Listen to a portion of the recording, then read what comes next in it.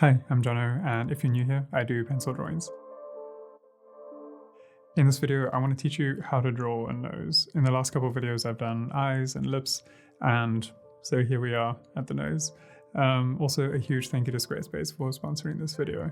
Alright, let's jump into some of the tools I'm going to be using for this tutorial. First off is a 2B mechanical pencil for most of the outlines and light sketching, and then I'll jump into an 8B normal pencil, I guess, for more of the shading and stuff.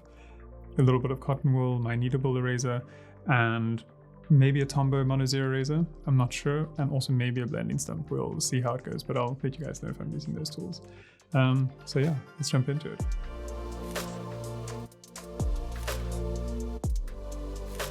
Okay, so I'm going to start off with two lines. The top line is going to be where the brow is, and the bottom line will be the bottom of the nose. These lines are used often in methods like the Riley method when you're trying to get your head in proportion, so they're a really good place to start.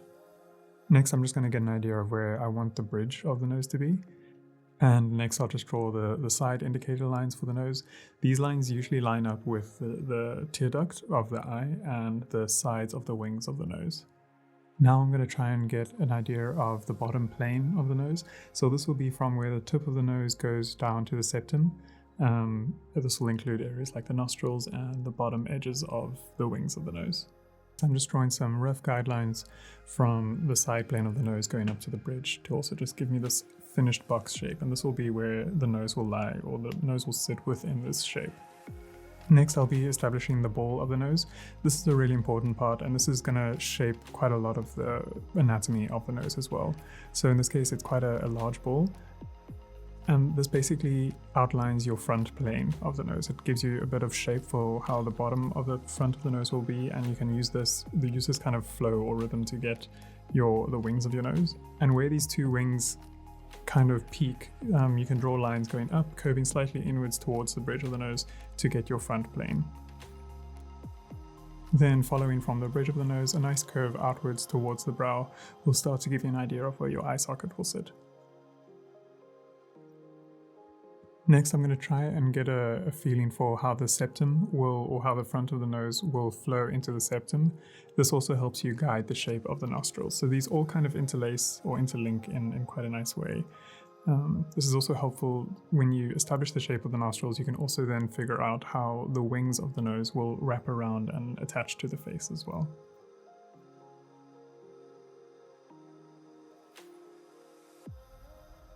And then also just marking out the fulcrum here as well, which is what I described in the previous video, how the nose connects to the mouth.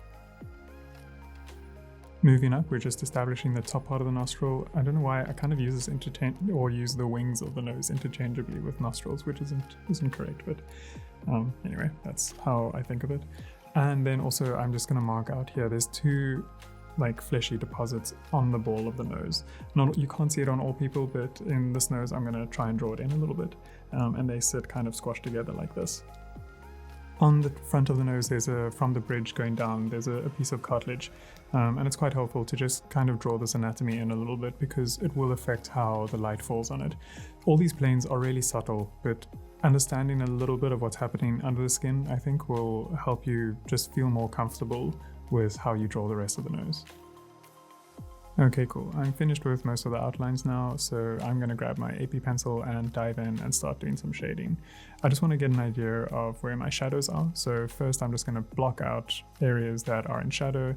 The light's going to be coming from the top left-hand side, so it's coming down, and the shadows will be cast on the lower right-hand side. In this two-tone stage, I'm not going for any kind of detail here. All I'm doing is just marking out where my shadows are going to be. This is going to be really helpful to figure out any areas that don't look right, and will give me an opportunity to correct them before I've made any like darker lines or made any big mistakes that are hard to come back from.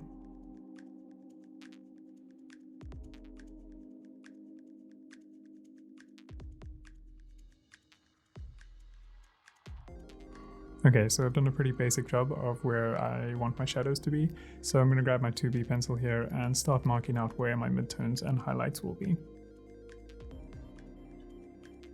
As I said before, the light will be coming from the top left, so the highlights, of course, will be on the left-hand side of the nose.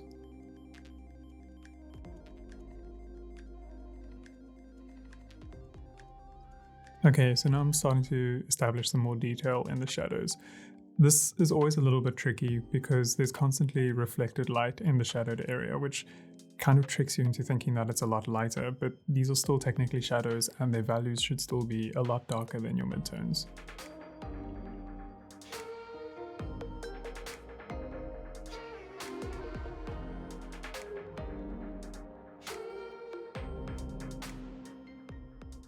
At this point, I'm pretty happy with all the values that I've got, so I'm going to grab a clean piece of cotton wool and start blending my tones together. Starting off with the lighter areas so that my cotton wool doesn't get dirty immediately. I'm just going to blend in these lighter tones and then slowly move to the darker tones. This will always lighten all of your contrasts, so we're going to have to go back in with an 8B pencil and get some of our contrast and some of our guidelines back.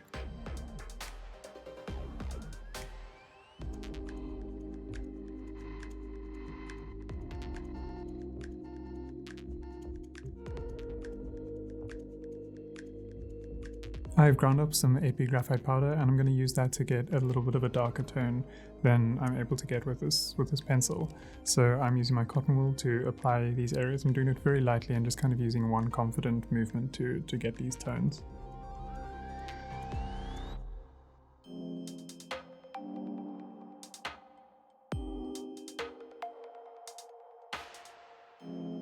I'm going to alternate between the cotton wool and my pencil and just layer it until I start really getting the nice rich tone that I'm looking for. I'm also going to use my kneadable eraser to fashion a sharp or a thin kind of blade to the eraser and start trying to get a little bit of my reflected highlights back, just to give a little bit of shape to the shadowed area of the nose. I felt like it was getting lost in the shadows a bit.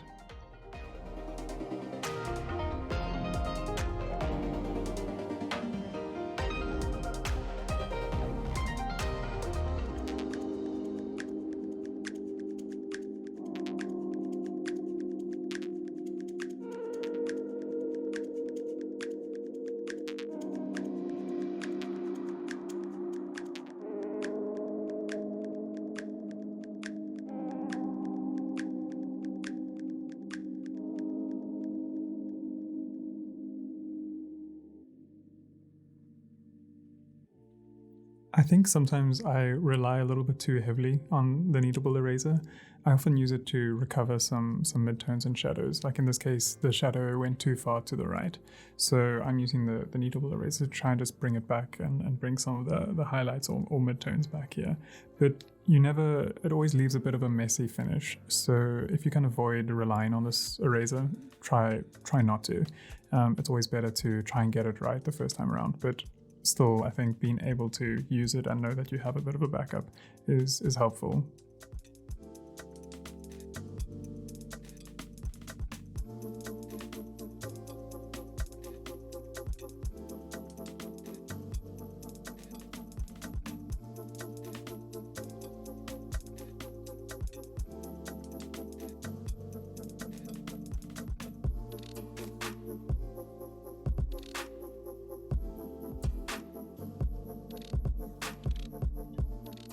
Okay, and now I'm just going over areas with cotton wool and pencil and trying to get the tones to blend in naturally. It's a bit of a... Noses are so subtle. A lot of their planes subtly change, so I find it really difficult to try and define these in a good way. And you're often just using the relationship between shadows and highlights or shadows and midtones to describe most of your shapes here. So the whole process is really subtle. I'm really going into it on the left-hand side of the nostril here because it was such a delicate transition, but eventually I started getting something I was happy with.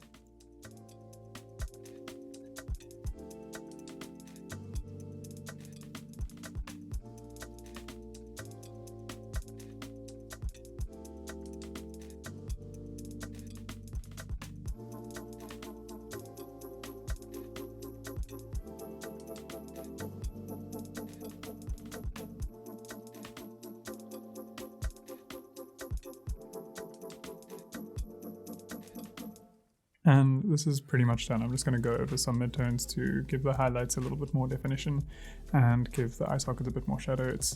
Yeah, it's actually got quite a creepy vibe to it. I hope that I hope that doesn't like deter people too much from this.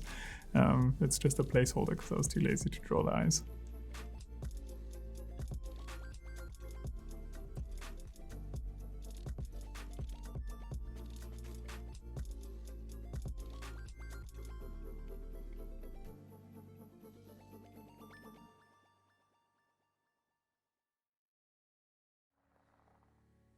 And there we go. I just want to give a quick shout out to this video sponsor, Squarespace. I've been working with them for quite a couple of years now, and they've played a crucial role in my career. It's so important as a creative to have an online portfolio to help people find you and to create a platform to make it easy for them to get in touch with you. And I just felt that Squarespace did that effortlessly. I never had to patch or upgrade anything. I could register a domain with them or set up an online store. And most importantly, I could design a portfolio and show my work the way that I wanted to. Also, every time I got stuck, their amazing support team helped me out instantly. So if you're looking at building a website, give Squarespace a try. And if you decide that you love it, use this offer code and get 10% off your first purchase. I hope you guys found this video helpful. I hope you could follow along as well and that it wasn't too quick or whatever. In the last video, I spoke about setting up an email address for you guys to maybe submit your drawings and then I could review them or give you feedback. So I think by the time I've uploaded this, I should have that set up. I'm gonna leave it in like text at the bottom of the screen, or it'll be something along the lines of jonodrysubmissions@gmail.com. But send through your drawings. I'd love to see them. I'd love to try and review them as soon as I can. And yeah, that seems like a cool project. So yeah, let me know in the comments what you'd like to see in the next video. Leave a like if you found this one helpful. It helps the channel out in a huge way. As always, thanks for the support, guys, and I'll see you in the next one. Bye.